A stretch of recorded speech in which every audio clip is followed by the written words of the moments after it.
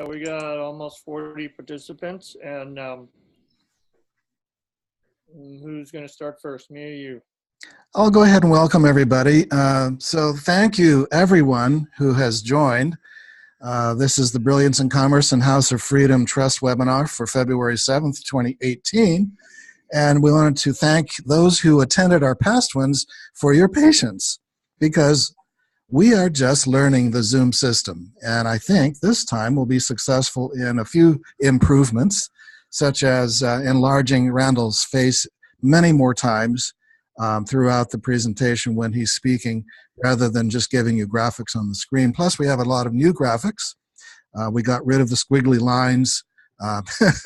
So I think we're working through this, and thank you for bearing with us as we master this wonderful system.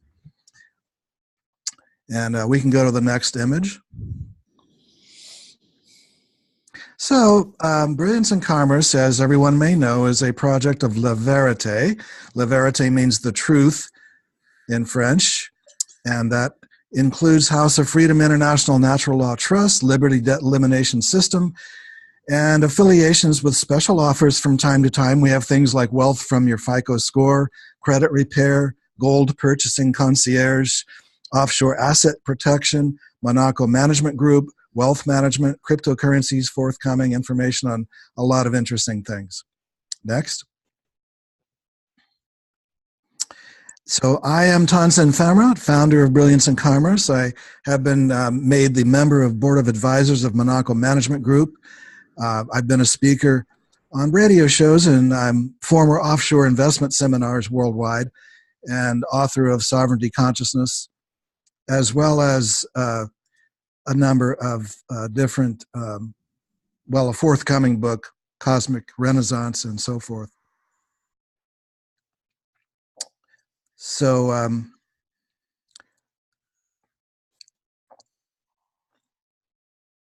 Peter, we lost your screen sharing, so I don't know if your power went out, but Randall, thank you for being here. And I wanted everyone to know, while Peter's getting the screen sharing going back, that I have been so grateful for the amount of time that you have been devoting to our clients and to these webinars. You don't have to do it. It's something that you've done out of the vast experience you have with trust and the kindness of your heart. And the fact that you have been, I just want to say to everyone, more than professional, you have also been a harmonious being with regard to your relationships with people, patient, understanding, forgiving, kind. And these are qualities that are needed in business as well as in law and in asset protection, as well as in everything on this planet, as you know. And that has been everyone's experience with you, and I just wanted to thank you for being that way, and let everyone who is new to this know that if you haven't already had the privilege of being involved as a trust client, you may find that this is a real asset, is having that kind of consultation. So, Randall, please go ahead and share a few words, and I'm going to privately go and see if we can get our slides going again. Oh, thank you, Johnson. Geez, we've known each other for almost 30 years, and we've been in and out of business adventures together, and I've been working in the field of trust since '85, and had really good mentors along the way, and we connected up again, I think, in the '90s, and we said, let's do an associate, work this together. You do the amazing marketing work that you do, and I'll just take care of the clients. And one of my joys about doing this is meeting new people on a sometimes daily basis. New clients come in, but at least certainly on weekly and monthly basis. And once we get started, it just goes from there. And sometimes people don't quite understand, so we email and we talk back and forth until they have a good handle on how to make trust work for them as far as protecting all the assets. Now, on our first webinar, I gave a general background of what a trust is, which is basically a contract between 2 or 3 people. And it's your unalienable right to contract. This is not a statutory process that you have to go beg the state for. This is your ability, especially in the U.S. and all countries that honor the common law, that you have a right to contract with anybody or anything. So I talked about how to start it and put it together, and where do you go from there? And then the second show, we talked about the position of the trustee, what he's supposed to do, what the duties are, what the purpose is, where the power lies. And it's incredible or important that you need trustees, one of them which is non-related to you, so that there's a separation between you and the asset. You can buy a revocable trust online for about $200, and you can be the grantor and the trustee and the beneficiary, but it doesn't keep the asset separated from you, and so it's always subject to loss, just as if you owned it yourself. And so by having a private, irrevocable trust that we set up for you, you have that separation. And then that separation gives the title, legally putting the asset into the trust under the ownership of the trustees who take care of it and protect it for your benefit. That's the most critical part of the irrevocable trust. So that's the idea. And today I want to just touch briefly on the beneficial interest and what it means to be a beneficiary and the different combinations that can happen so that you can have a very safe asset protection program. So what happens when you become a beneficiary? There's multiple ways to do that, but primarily when you are the grantor, the creator of the trust, typically you are also the beneficiary, or you may be one of the beneficiaries. So you may create a trust in which you are the grantor and you have children and grandchildren, or you have friends that you want to have as beneficiaries, and we can do that. And that's part of what I'm going to talk about this afternoon, but that's the idea, is for you to take the asset, put it in trust. Legal ownership belongs now to the trustees, but the trustees are under a fiduciary responsibility to enhance and protect that asset. All right, Randall, thank you very kindly, and thank you for keeping us going while Peter got the slideshow going again. We were still in the beginning, but let's catch up with you. Here is the presentation of the dates. So we have February 7th is today. March 7th, everyone, is the next one, and then April 11th. And we can go to the next slide.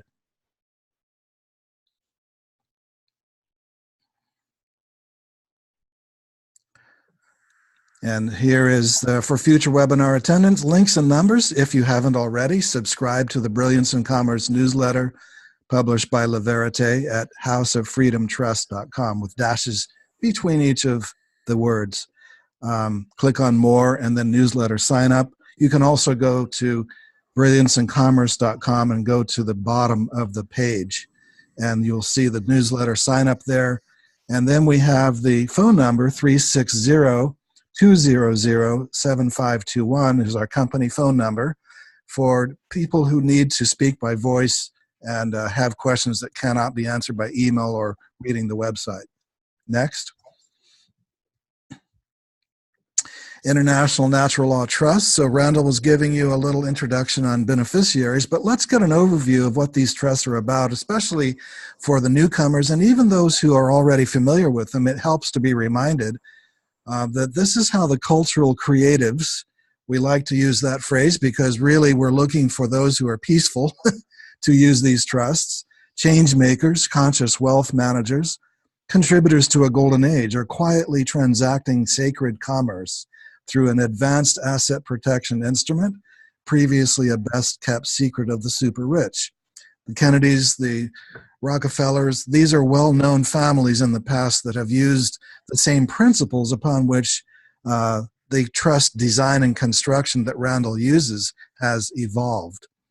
So peaceful people, and that we distinguish from those who are involved in dangerous activities. For example, if you were out in the middle of the ocean in a Greenpeace ship trying to bring environmental radical changes and you're being shot at, and you have your assets in a trust that is likely to be attacked by enemies, it's a lot more likely that there could be problems. But generally, we have had zero problems at all in 3 decades of use because most of the people we attract are those just living their lives quietly.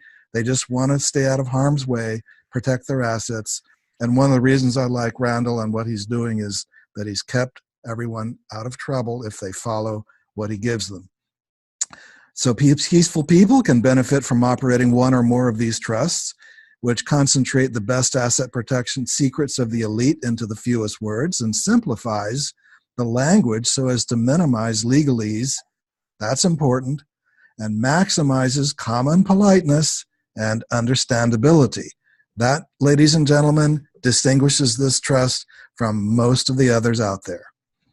These trusts can be operated in most countries, anywhere in the world. Trust clients may become either trustees or creators, beneficiaries, and managers. And you'll find today that the word creator is synonymous with settler and grantor.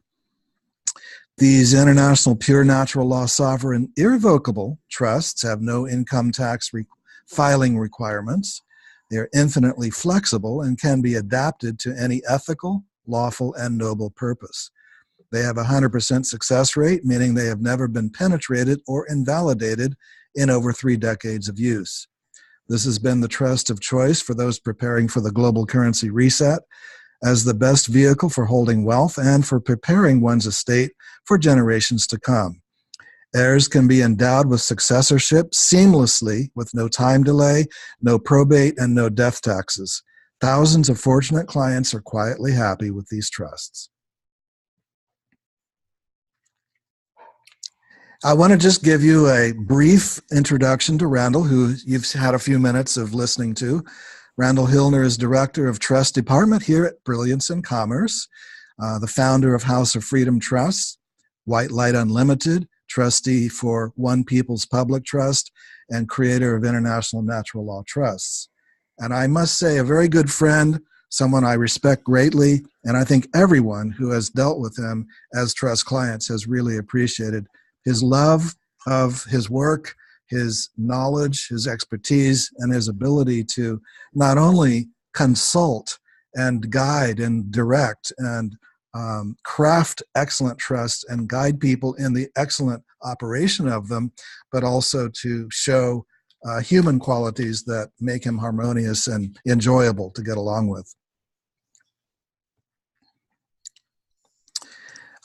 Randall, would you mind giving us just a couple-minute recap of the last one before we proceed into today's topic, the last webinar in January? Sure. I think I touched upon it earlier, but basically we talk about the duties and powers and authority of the trustees and what it means to be one, the responsibility that it takes to be a trustee, and the work involved on how to protect and enhance the assets. Some people have an asset and they just want to separate it out and get it out of their name and have it in the name of the trust for either their benefit or for future beneficiaries. And powers and authority are pretty lengthy, and I don't want to go into all of them. You can go and get most of that from the last webinar, but basically the trustee is the one that takes responsibility for the assets. Now, which is going to lead us into our today's process about being a beneficiary.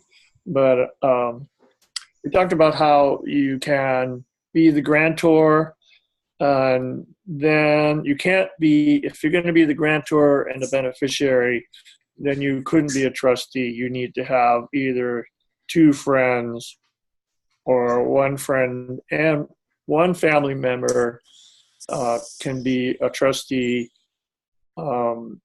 That's one way to do it. Sometimes people say, well, I really want to be in control of my assets, so I'd like to be a trustee. And you can do that by having a friend be the grantor, and then the assets can go in the trust from anywhere.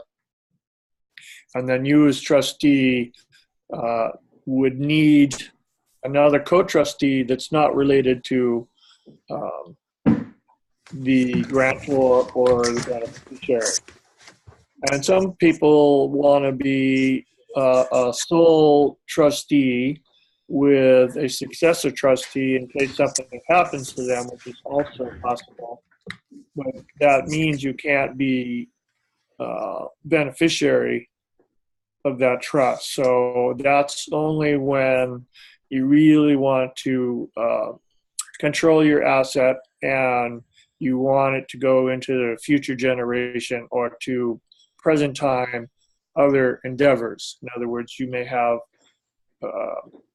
a number of humanitarian projects that you want to support, other people that you want to support, and so that's when you could step in as sole trustee, and that's fine too. You just can't wear all the hats. You have to give up.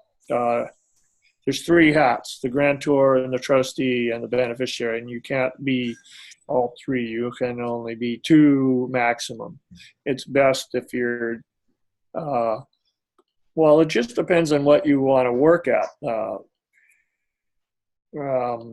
Early clients that we had in San Mateo, San Francisco area were mostly retirees, and they wanted to take their asset and put it in trust and have the trustees basically take care of it. They could be, the grantor can be the manager. In those days, the banks would allow the manager to be also a signator on the account. And today, since the banking laws have changed, and I won't even get into that conversation, but basically now most banks will only let the trustees be on the signatory card. So their name is going to be on the checking account, and the debit card or credit card that you get with the trust is opening up a bank account. So that means, like, one of the important things is that I have to keep reminding clients is that when you go to the bank to open up an account, you need to have your trustees with you because the bank often will just flatly tell you, no, we don't want to have your business because you're not a trustee and you can't sign. So if you are going to go to the bank and open up an account, then you need to make sure you take the trustees. So and what the power is, they have the power to do pretty much anything they want as long as it's a legitimate contract that they enter. Buy and sell pretty much any asset, invest in anything. It's just legitimate. And that comes basically from a long time ago. Trusts were set up by the early Crusaders who had a substantial estate in Europe and were going into the Crusades and didn't know whether they were going to make it back. So they took their property and found their closest friend who wasn't going and said, I want you to look after this estate and take care of my children and family in case I don't return. So that's how the first basis of the trust started to come into being, and it's gone and evolved ever since then. And obviously, as Tonson said earlier, in the early days, some of the early political power figures created trust. The entrepreneurs in the early 1900s, Rockefellers and Kennedys, et cetera,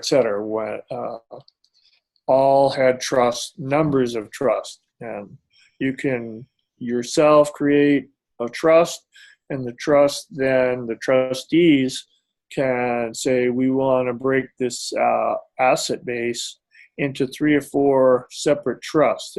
It may enlarge itself so much that you break it down and you start all over again. You have to get new people to be trustees, but that's how you break your assets up and keep them all separated out so that they're well taken care of. And like more beneficiaries may happen, your children may have lots of children and lots of grandchildren, and then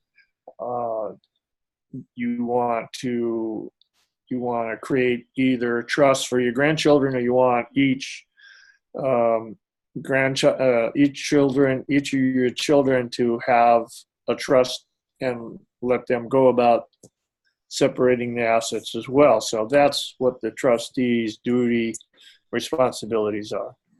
Thank you. This is sounding like more than a recap, but also a great overview as well. Did you want to give more in the way of a general commentary before we go into today's material?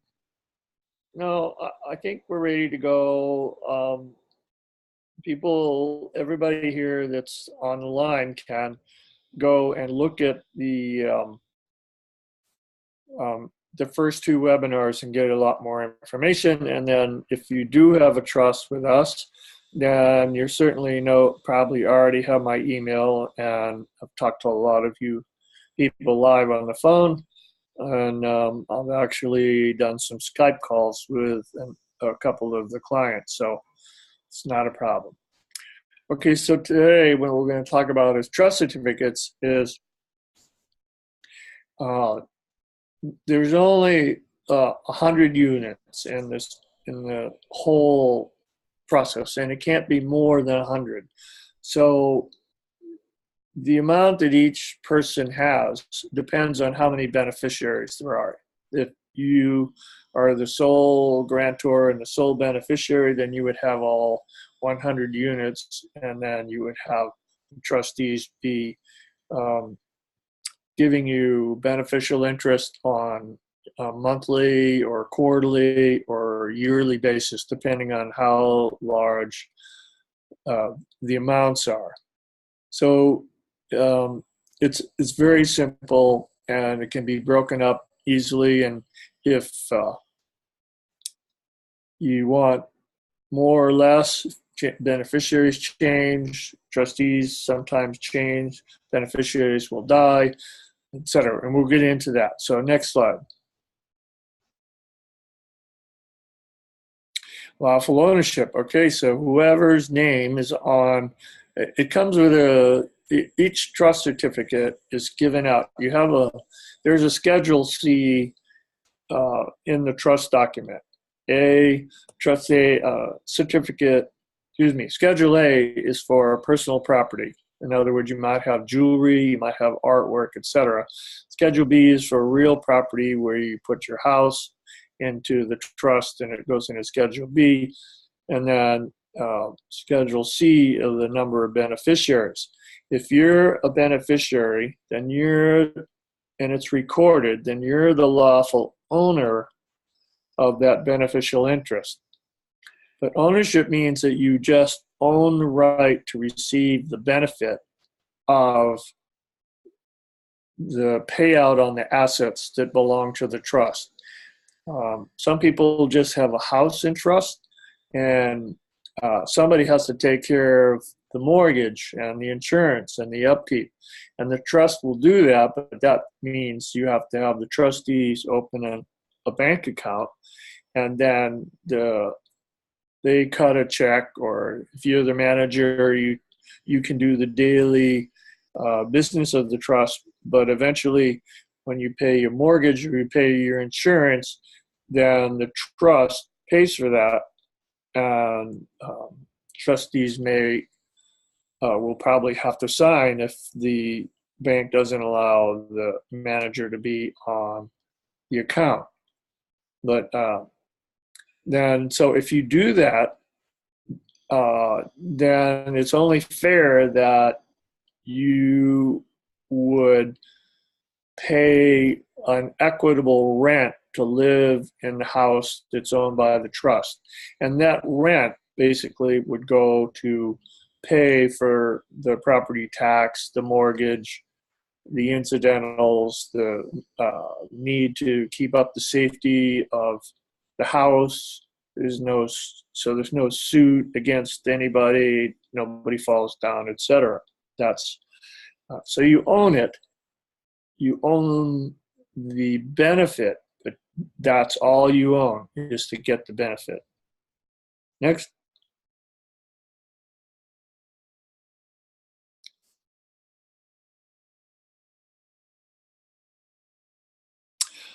Transferring. What that means is the certificate holder cannot just give his certificate away. What you do if you want to transfer your certificate to somebody else, or maybe you want to give your part of your certificates. Let's say you have 25% of certificate, 25 units of the 100, and you want to give some to your children. Maybe they're going off to school and you want to support them. Then you would go to your trustee and you would say, I want to take these certificates and I want to transfer it to some of it to my children. So the trustees would take it back and they would register it in part of the trust document. And they say you take your 25% and you give 5% to two children. Then you would get a new certificate that would say you only have 15 units, but then there's a record that each child has 5 units of beneficial interest. And what the trustees do to be able to make that happen is they just take the certificate back. There's a new minute made indicating the intent of the certificate holder, and then they cut new certificates on the amount of how much you're getting back and how much each child gets. And then they nullify the trust certificate that you've had.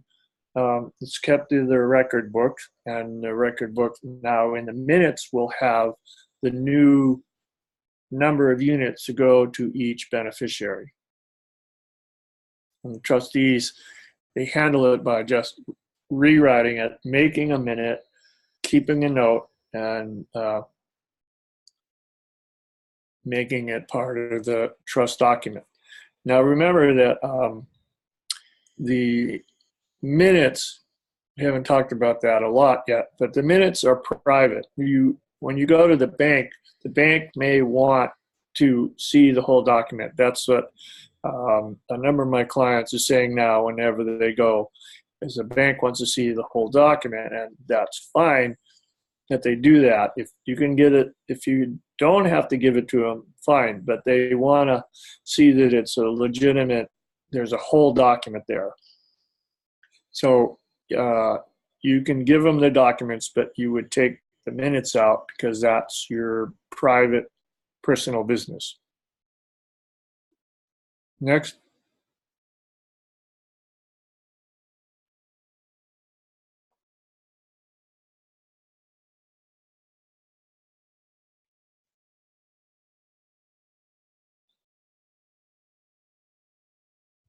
Okay, Peter.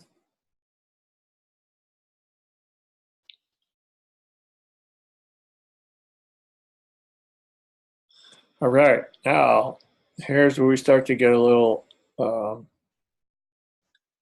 technical. Is trust certificates cannot be encumbered. In other words, uh, the beneficiary is only allowed. Uh, he can't take the trust certificate and encumber it.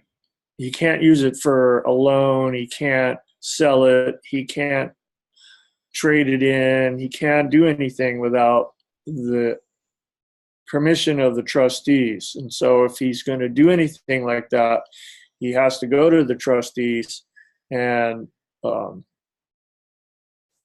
and make the changes. Now, he can go to the trustees and break it up, and he can go to the trustees and see if there's uh, anything that can be done. But basically, trust certificates can't be encumbered. You can't take a loan on them. You can't use them to hypothecate. But that's what keeps, because they can't be encumbered, that also keeps anybody coming after those certificates. In other words, there may be a debt that's owed. Um, the those units can't be encumbered with the debt. They're free of that. So that's how that can be done. And so the beneficiary has the enjoyment of the beneficial interest, but he cannot just use that like money. Next.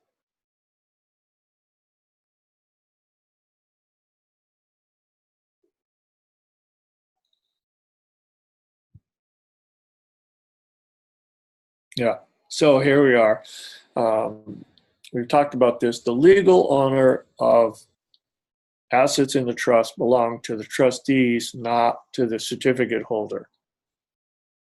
The certificate holder just has the right to receive benefits of the trust, and he can't use it frivolously. In fact, we have a spendthrift clause in our trust document that keeps the certificate holder from exploiting those trust certificates for his more benefit than he's actually owed.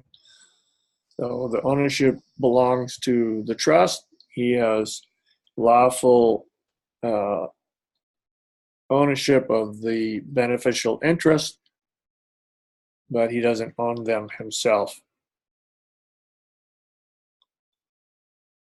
Next.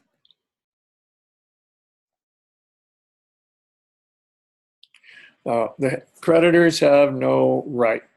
Now, there are a few examples that are different, but the attachment of certificates can't be done from an outside source.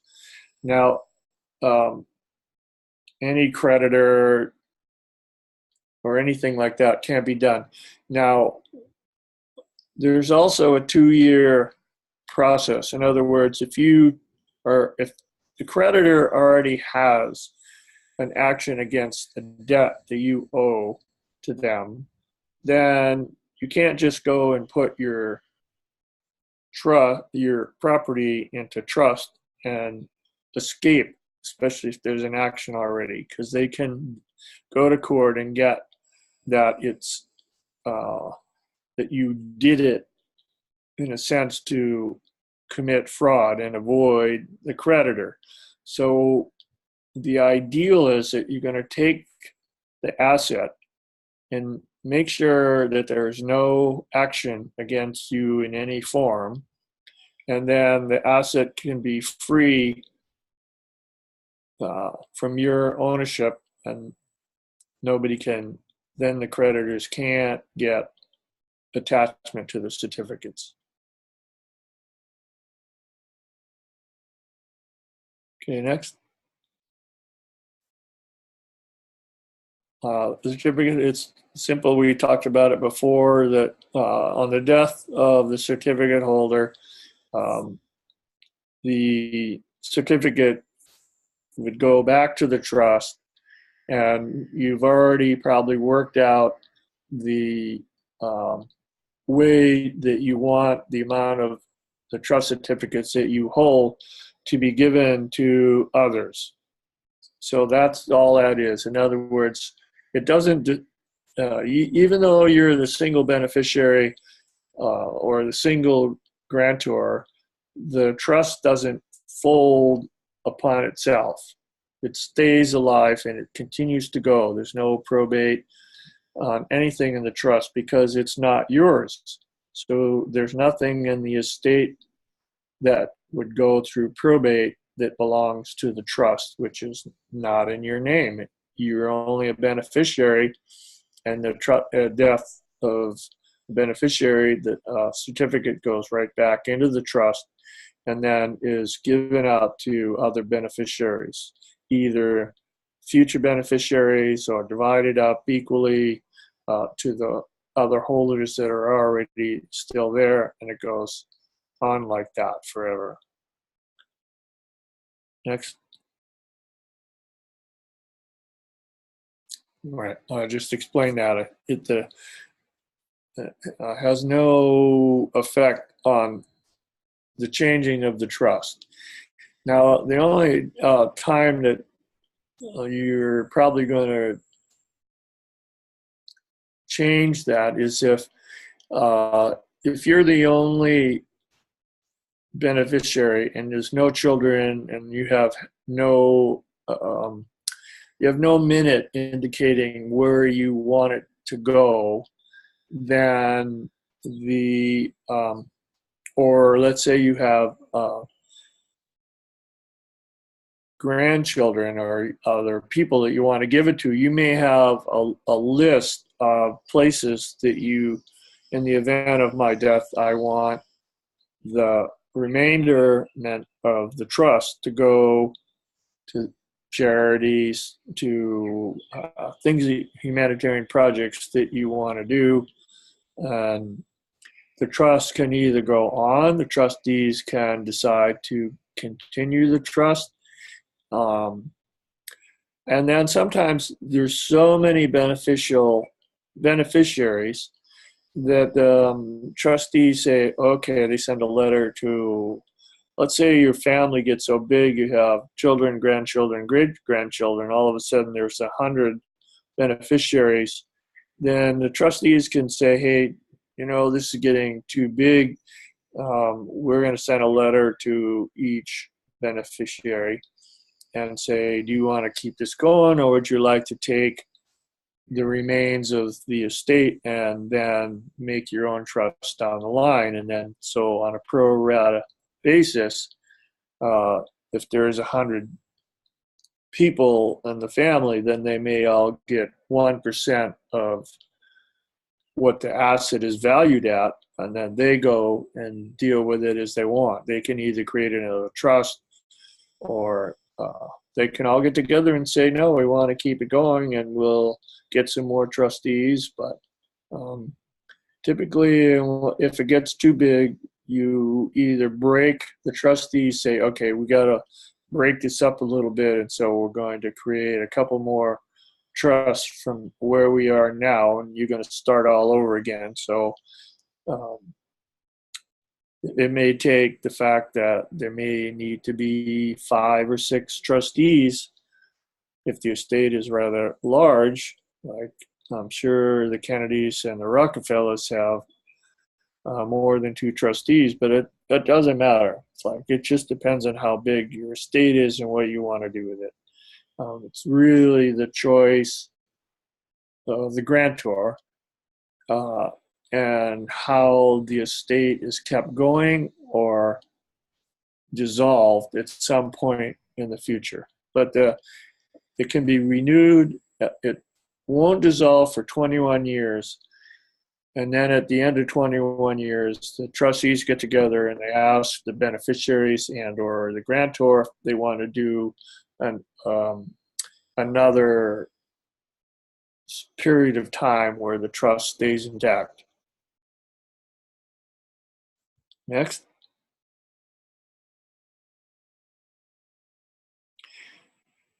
Well,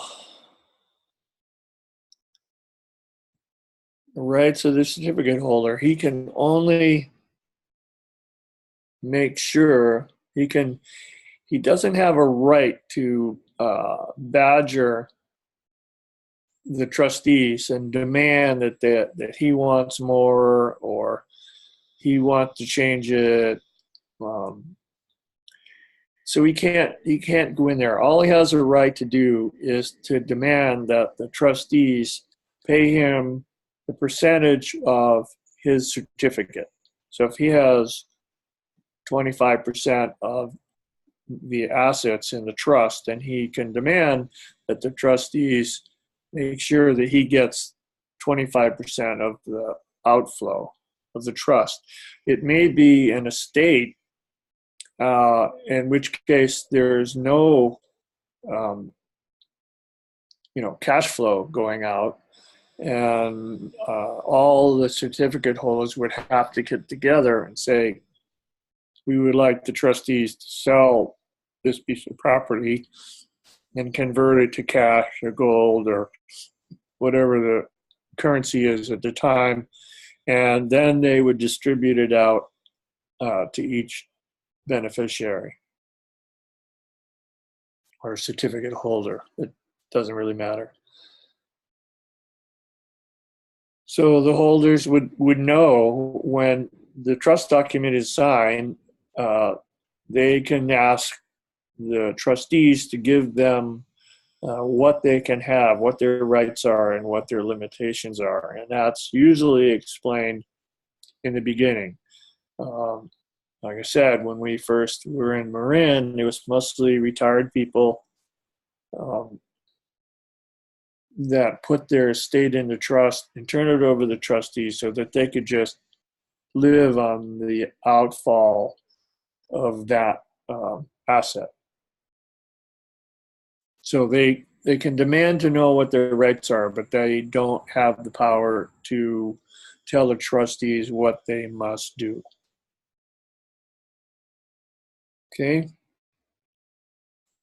Questions? I know that was pretty quick. We're trying to keep this short, and it's better if you've been watching that if you have questions on that, now's the time.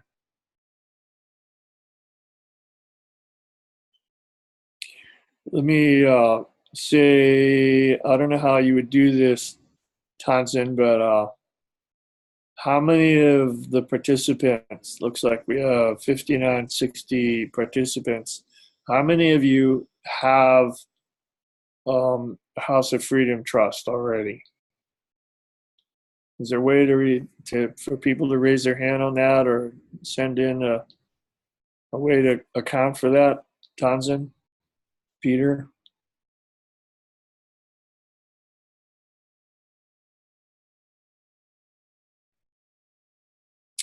Hey, aloha, Steve.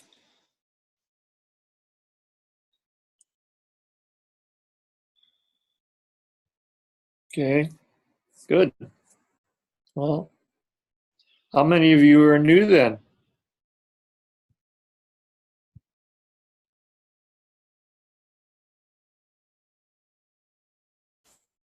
Do you have any questions, Saroni? I just saw that flash by.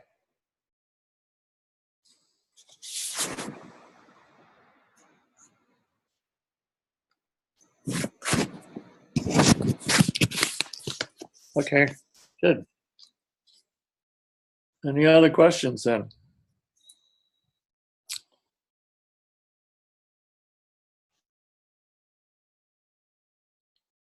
Oh, so we'll have a quiz tomorrow. Go ahead, Steve.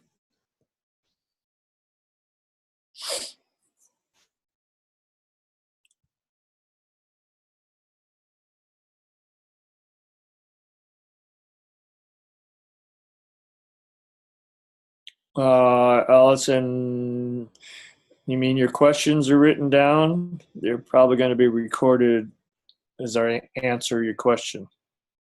Steve, you had a long question. Tonson, do you have that available?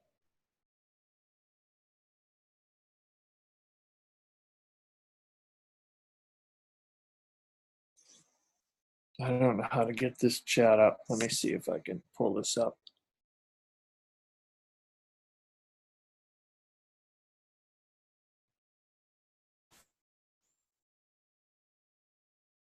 Yes, okay, there's a question from the grantor could also be the manager. Uh, is this a banking law or a change recent? Yeah, it was after 9/11, the banks really started to get difficult to work with. When I first was working in the Bay Area, um, you could just walk into any of the major banks and as a manager and or at least one trustee and open up a bank account right away. So I don't know why the banking laws change. Obviously, um, there's something going on with the banking system, with probably the Federal Reserve, et cetera. But that's another seminar altogether. A pure trust. What's the difference between a pure trust? It's just the name. Um, Pure trust, common law trust. It's non-statutory trust. Um, doesn't I just try to get those terms away and just say it's a private, irrevocable personal trust. It can be used for holding assets. It can have a business. It can do any multiple things. When you get a trust and you read clearly the trust document, then you'll see. Let's see. Can you hear me, Randall? Yes, I can. Okay, I don't know what happened earlier, but there's a chat question here. Why does the trust not file tax return? Is it because beneficiaries will pay taxes when they get distributions? Yes, that's typically the case. Is that the the beneficiary gets the potential increase in the value of the trust, and so it's up to them to file their own tax return. And the trust basically doesn't have to file.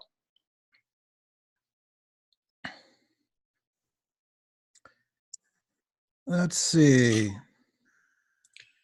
In Canada, um, they're in Canada. The clients that I have there, in the U.S., you can just go online and get an EIN number and walk into the bank with your trustees.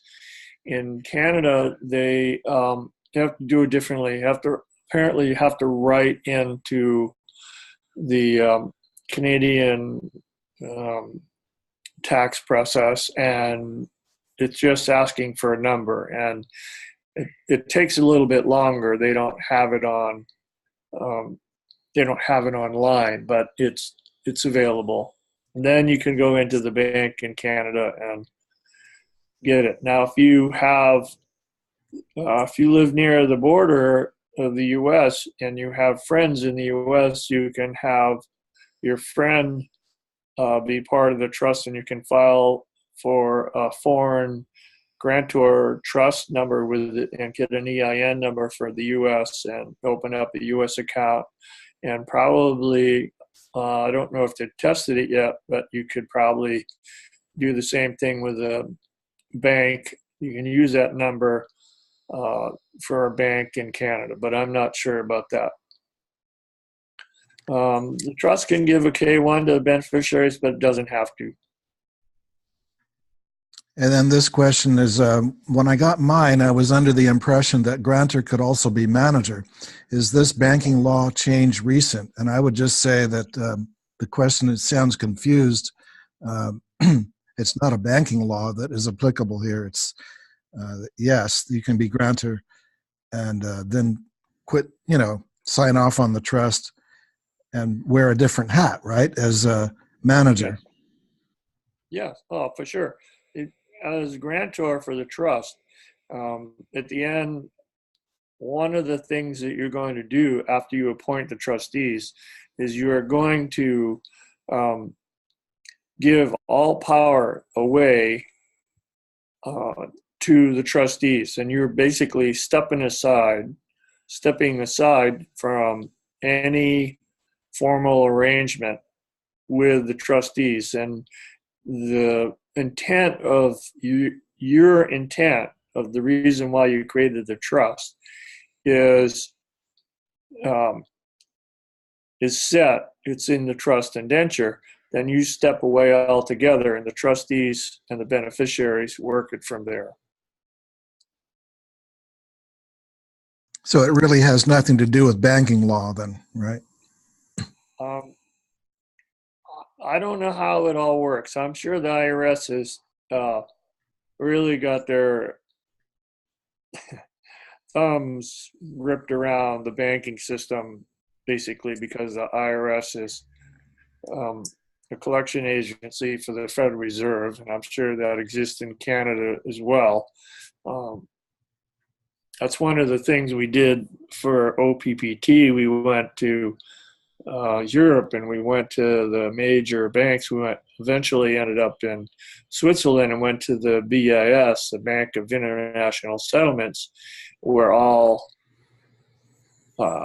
national banks go, like the Federal Reserve of U.S., Federal Reserve for Canada, all go or under the auspices of the BIS. So it's a really complicated process. And so they have all the gold, all the money, and all the guns. And there's not a lot that's being done now. We filed a lot of paperwork with the OPPT, and it didn't seem to change things. And it's getting even tighter now. I don't know what's going to happen, but all I can say is if you have all your assets in trust, then you're going to be better off than you are if it's out there in your name. Somebody says is this a business number? It doesn't matter what kind of number it is.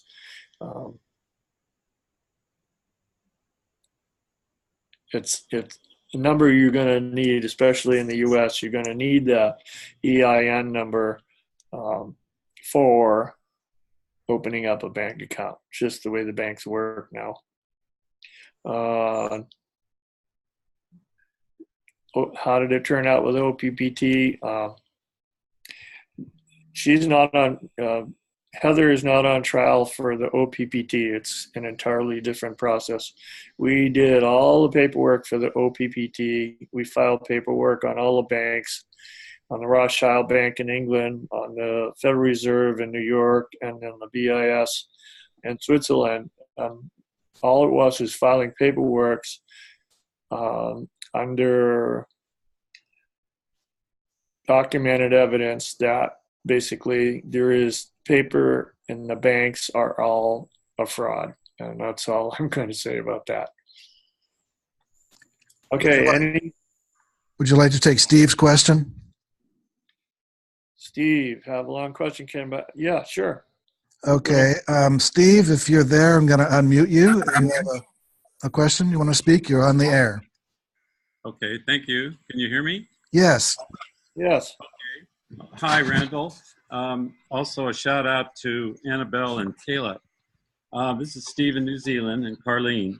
And we purchased a trust from you back in September of 16. And I'm assuming that's the same trust that we're talking about now, the Yes. medical trust. Yes. Okay, the question that I have, and I think this may help others as well, is I plan on acquiring a piece of real estate, And as it is, it's my understanding, it can be potentially a liability. Do I acquire another irrevocable common law trust and put the trust, put the property into the trust? And do I put the trust into the or what I'm going to call it is the primary trust or the mother trust? No, I wouldn't do that. You wouldn't put one trust in the other.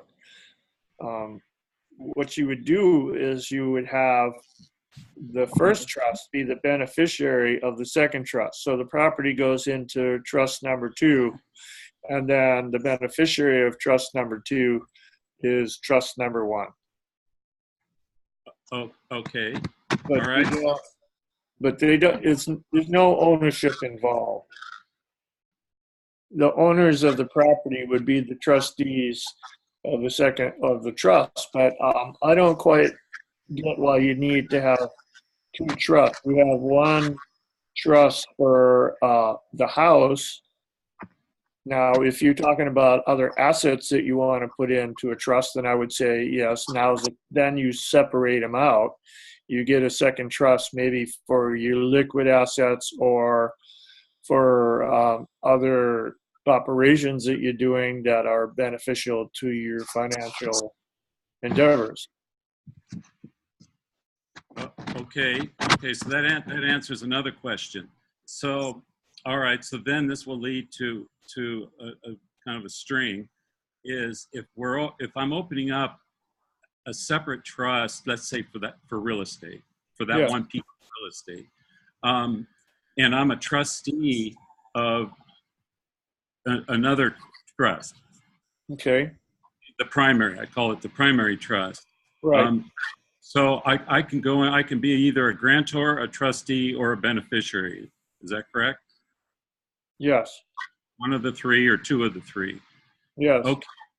All right. So basically, if let's say for instance, I have assets, liquid assets, and is it possible for me to combine the liquid assets into one trust, or should I have a separate trust for each separate type of asset?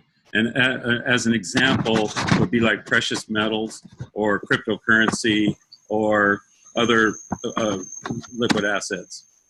It depends. I would suggest this. Think about the value of the liquid asset, whatever it is.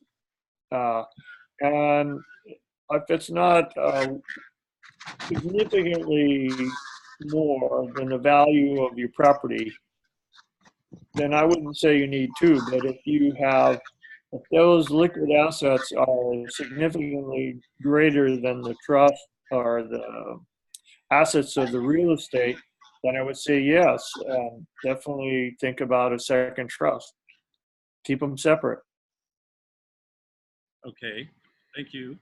And then, and finally, and this is regarding trustees, like professional trustees.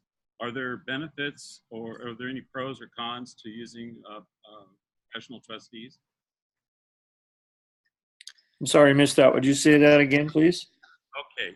With respect to trustees, if I was to lean in the direction of having a professional trustee, are there pros or cons to using professional trustees? If they're not lawyers and they offer service, I have 2 people here in the U.S. that do that, and they charge a minimum or minor fee, say. So yes, that's fine to have professional trustees. In fact, I think Tons and I have talked about offering a trustee service, and it's probably really valuable. I have to get back to the 2 people that have been thinking about doing that. But for me to offer trustee service and also be writing trust documents, it's a little bit too much work, and I'd rather not do trustee service. But there's nothing wrong with having professional trustee service. If you feel I would have an interview with them and find out what their fees are, what it takes for them to do that, how much experience they have, etc. But that sometimes works out very well. Oh, thank you for that. So my last question is regarding certificates, and it's my understanding that there's 100 basic basis points or 100 units Yes. in the trust. Can you break down the units to less than one, like a half a unit or a third of a unit, or? Sure. Okay. Okay, thank you. That's all I You're have. welcome. You're welcome. Thanks, Steve. Whereabouts are you in Australia, Steve? Just a moment. I have to find him again and unmute him. Sorry. Right. He can email I me. thought he said New Zealand. New Zealand. Oh, yeah. Steve, you're unmuted again. Go ahead. Oh, okay, thank you. Yeah, we're at the top of the South Island. Oh, okay. All right. Yes, I have some Beautiful friends. area. I have some friends there. I went to the bottom of the North Island, Wellington, but that's as far as I got. Yeah. Okay. Anyone? Okay. Next, anybody else that I have one here from PJ Barr. Banking laws are changing all the time. You're right. And, it's the Federal Reserve and IRS, and they're always trying to figure out ways to get more of your money.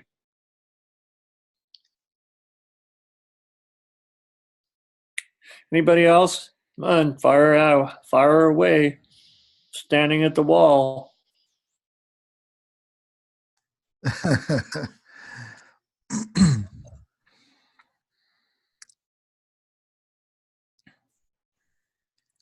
I'm wondering if everybody knows how to raise the hand.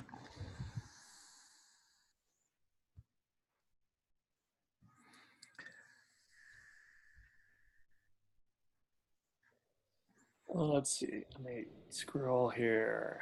I can ask you this. What is the difference between a trust certificate and a unit of beneficial interest? Just the name Okay. form means exactly the same thing. A certificate is declaring, it's a written certificate that says that you have so many units. Can you angle your camera down so your face won't slide off the bottom? There we go. Thank you. Go ahead. That's probably me sliding off the couch. Anybody else? Distributions we receive from the trust. And yet, can't we all pay all our bills and living expenses from the trust? Okay, now that's a good question. It depends on whether you're paying for your personal living expenses, and I would say no to that. So what you're going to do, either as a beneficiary or as a trustee, you're going to cut yourself a check, or the trustee will cut you a check for your personal items. In other words, you don't commingle funds. Do not use trust account for your personal living expenses. Just cut yourself a check and then do whatever you want with it. The whole idea is that you don't want to confuse and commingle funds. Then somebody's going to find out about it and it'll raise a stink and you'll be having to deal with that. Legitimately, so legitimate living expenses, let's say you're an affiliate or you want to talk to people about the trust that you have, then the trust could pay part of your expenses for the car, for gas, or if you use your office to work on trust work, then you could deduct some of your mortgage and use that trust account to pay for some of the mortgage, or basically rent the space that you're using for your trust work or your business work, whatever you have in the trust. If you have a business in the trust, then you can write off significant amounts of expenses that you pay for either in an official office and or if you have a home office. And you can, if you go and you and your trustees go out to dinner and you talk about the trust work and what needs to be done, then that's all written off as well. You can be aggressive on writing off any business expenses dealing with the trust. Perhaps this may be of interest to everyone, Randall, and that is, my understanding is you exchange a property of value into the trust. You don't normally grant it or give it or donate it. You exchange it. And the reason for exchange is that the trust then gives units of beneficial interest, otherwise known as trust certificates, to whoever it is that bequeathed this house or this car or this currency or whatever it may be into the trust. And those units of beneficial interest, 100, 200, however many, make sense, are not really publicly tradable securities, and therefore have no publicly determinable value, monetary value, and that is why they cannot be taxed. Is that something you can comment on? Well, it's an equal exchange. In other words, you put an asset into the trust and you get so many units of beneficial interest for that asset. And so that's a non-taxable event. So there is no tax event in that case. Right. So you're giving your asset for exchange of units for a beneficial unit from what that asset gives the trust. Then we have a chat question here. A couple of them. Let's see. And one from Orlando that says, from unfamiliar with operating the trust, how can we educate as we go along? So one of the things is we're going to do these webinar events, and then you get a significant amount of information in the trust manual, and then I'm always available for consulting. That comes from Orlando. Is there a deed of gift to the trust when you put an asset? Well, no, it's not there's no gift. There's no deed. There's a certificate that's given to you for the value or for however many units of beneficial interest you may have in the trust. If you're the only beneficiary, then and you put your house, and let's say you have some gold coins and you have some cryptocurrency, they can all be put in the trust, and you would get so many units for that assignment. It's an exchange, or I usually use the word assignment. You're assigning the asset into the trust for beneficial interest. And one of the chat questions you may have seen says, just to get clear, what is the difference between unregistered irrevocable discretionary trust done by lawyers and a natural law trust? I think the questioner may be confusing statutory and non-statutory. Well, whenever you get a lawyer involved, you got to remember that the lawyer works for the state. So even though it's an unregistered irrevocable trust, it's not free of the state. A natural law trust, you probably wouldn't, the only time you're really going to deal with an attorney is if there's somebody sues the trust or you need lawyerly advice on how to deal with a particular issue. But I'm just, my thought would be that an unregistered, irrevocable trust done by a lawyer would still be connected to the state. So I'd be a little careful on how you do that. And it says you talked about transferring units, but can you add or remove certificate holders? Who would want to do that? No, basically, once the certificates are given out, um, that's a done deal. Now, if the certificate holder tries to do anything like threaten the trust or complain to take you to court for the fact that they feel they're not getting um, the amount they deserve, uh, then the trustees can step in and say, "I'm sorry, Mr. Beneficiary, but you're no longer the certificate is no longer valid, and you're not going to have anything to do with the trust. If you threaten the trust, then you're out. If you're a beneficiary." Okay, so I have a question here. How does one assess the number of units to assign the following accounts? Birth certificate. I wouldn't give any units of beneficial interest to a birth certificate. You can't do anything with it. I don't understand bank accounts. Car, never put anything.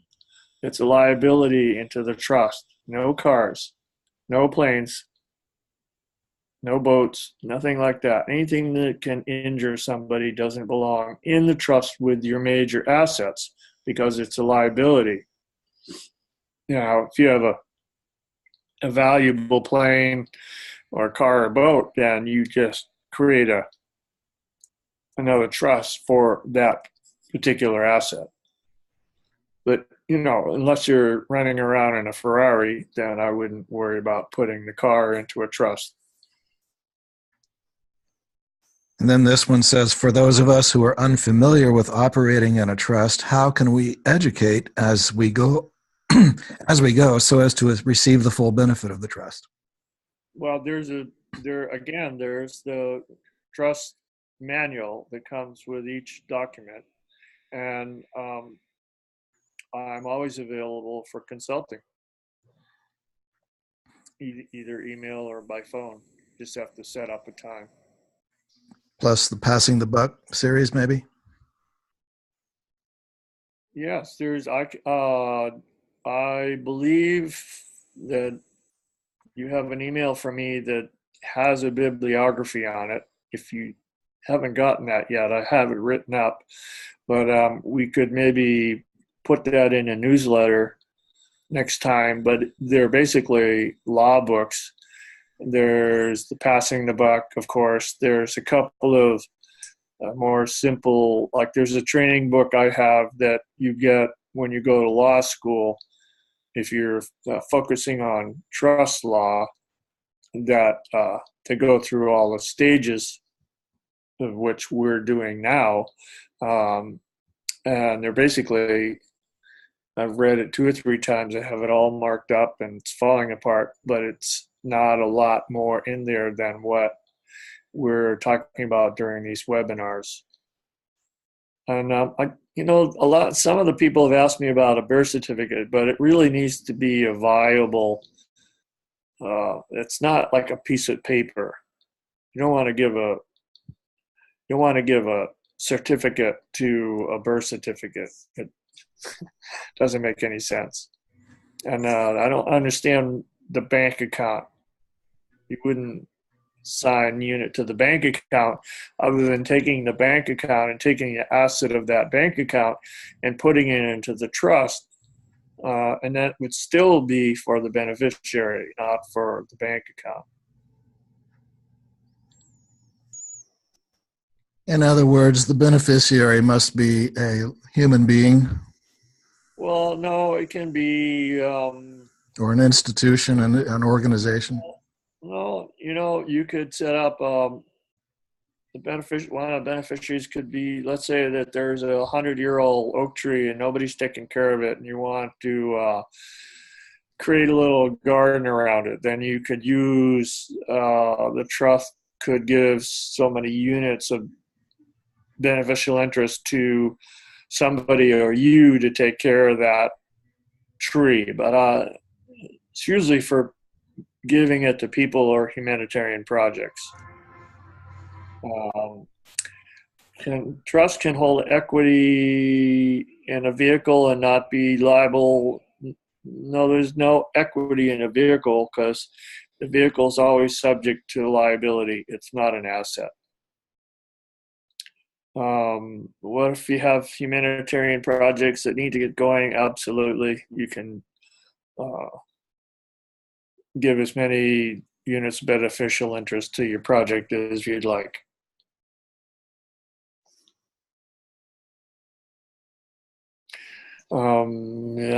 If you change beneficiaries, then wouldn't that necessitate a change in certificate holder? Yeah, I think I touched upon that. Well, you're not really going to take that. You're not going to take, if you give beneficial interest to somebody and it's going to stay with that person, you really can't take it back unless the certificate holder, like there's a spendthrift clause in the trust, and if the certificate holder starts to not be able to handle the amount of equity or whatever he's getting from the trust, then the trustees could decide to take that certificate holder away from him, the certificates away from him. But that's in a rare case. And that's just one clause in the trust document that does give the trustees the ability to take the certificate back for the benefit of the other certificate holders.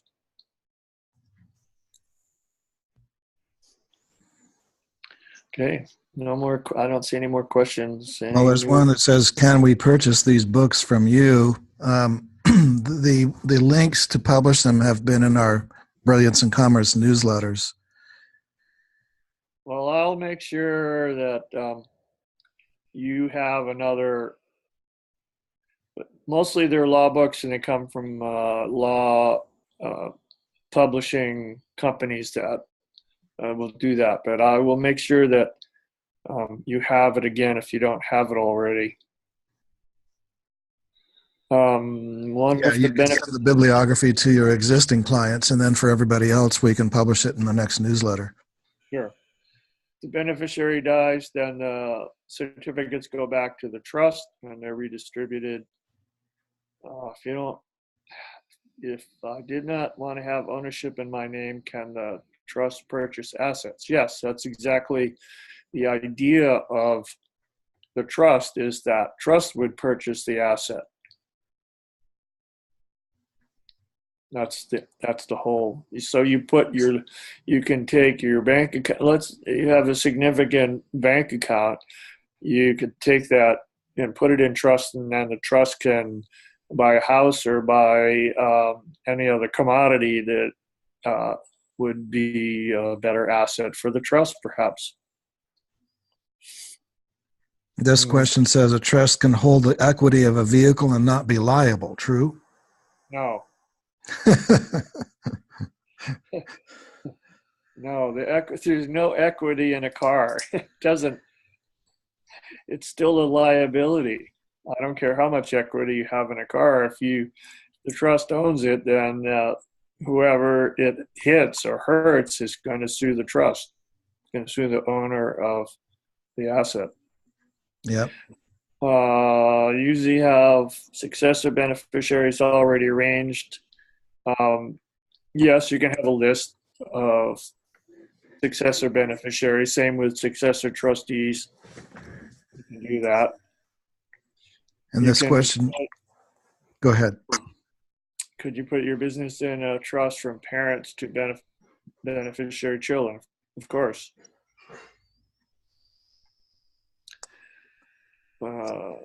This one from an asset like the exchange of foreign currency would be handled, might clear up. There's a form in the trust document, and if you don't have it, then you can write to me. If you have our trust and you don't have that form for the foreign currency, you can email me and I will send it to you. It's a one-page form, and it's specifically for foreign currency.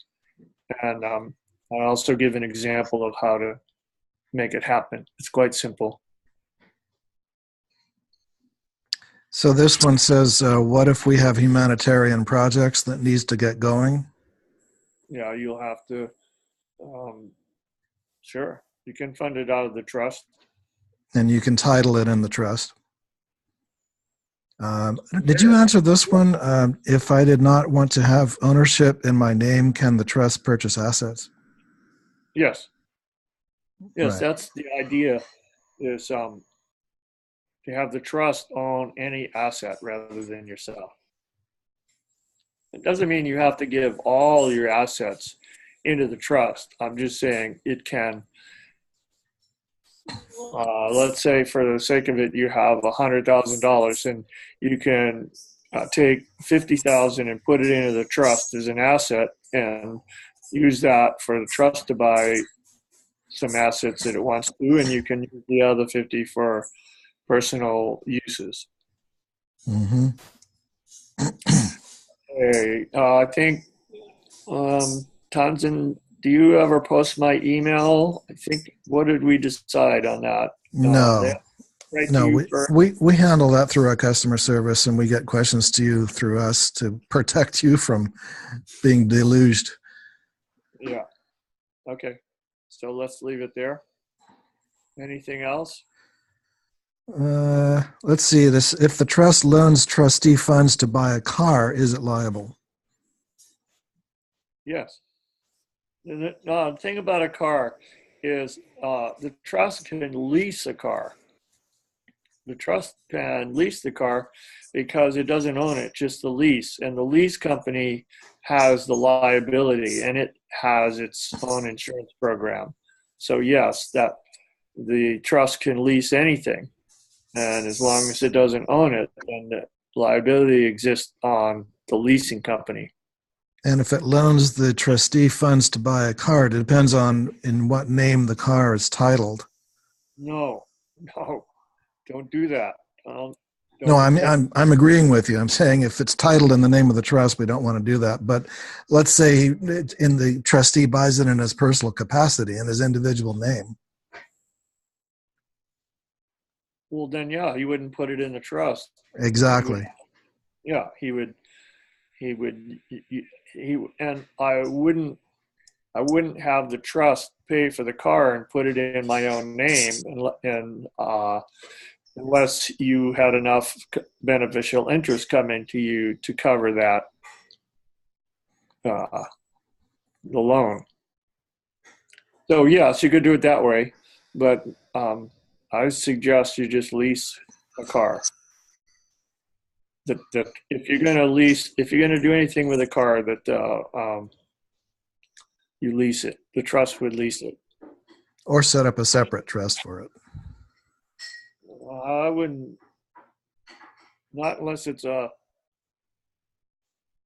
$200,000 car. You just buy it, and or lease, have the trust lease it, or buy it under your own name. Yeah. Good questions. Number company that has been rolled into a trust can a purchase of a car. So the car is in the name of the numbered company. Like, yes, a lot of people, what I suggest is that can set up the trust could set up an LLC or any number of LLCs. You get them for $100 depending on what state you're in, and then that LLC can have money from the trust, and then the LLC would be the owner of the car, not you.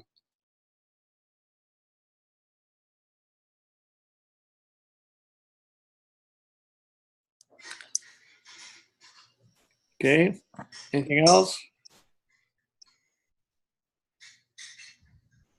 What do you think your topic next month is going to be?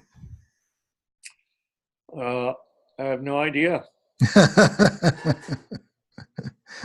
It will come about, I'm sure. And there's a few more things to discuss about your trust document itself, but they're minor details, and I may delve into the law books and pull some information out of those that might add to everything that we've talked about.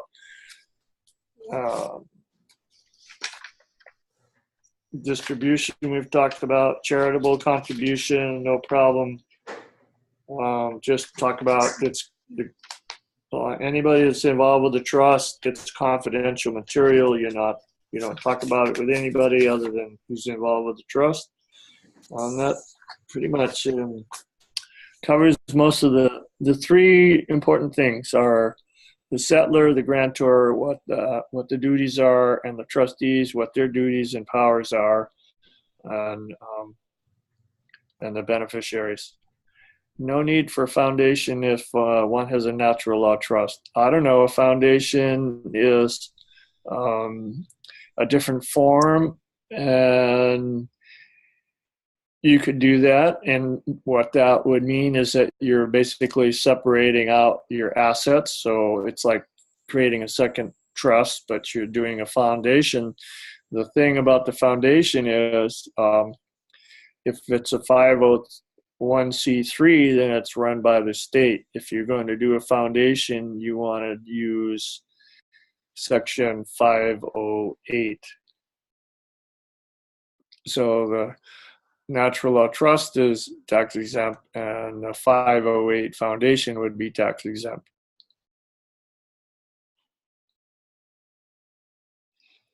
If that's about it, let's wrap it up.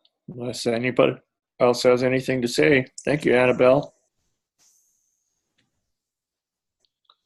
Offshore if you're going offshore, if you want to do something offshore, then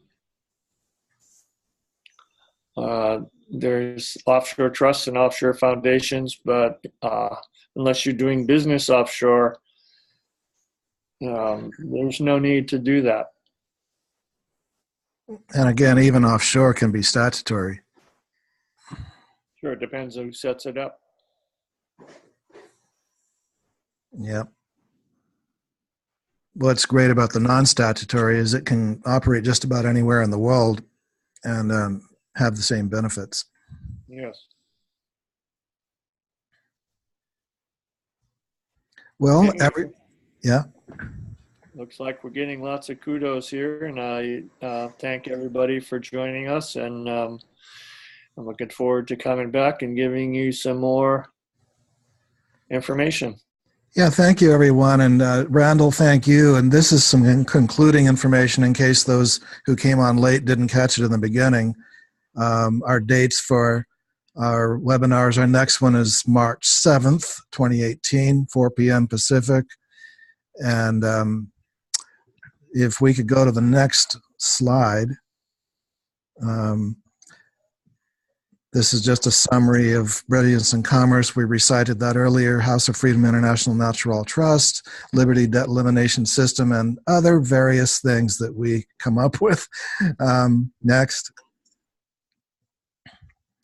And that's our concluding information for future webinar attendance. Subscribe to the newsletter and hopefully get back to the person who contacted you about this, or to our website if you have that, and phone number 360-200-7521. And if you're not already a subscriber to the newsletter, do so. That'll give you announcements for future events. So thank you, everyone, for participating, your excellent questions, and Randall, your knowledge and your patience. Oh, it's my pleasure. It's great. So I hope to, if you're already a client, you can drop me a note and with any questions you have. And if you're not, I would hope that you'd seriously think about it and talk to Brilliance in Commerce, and you guys asked some very good questions. So thanks a lot, and we'll see you next month. Yeah, the contact us link on the home page is where you can reach us through. Okay. All right, Excellent. aloha from Aloha and mahalo. Adios. Adios.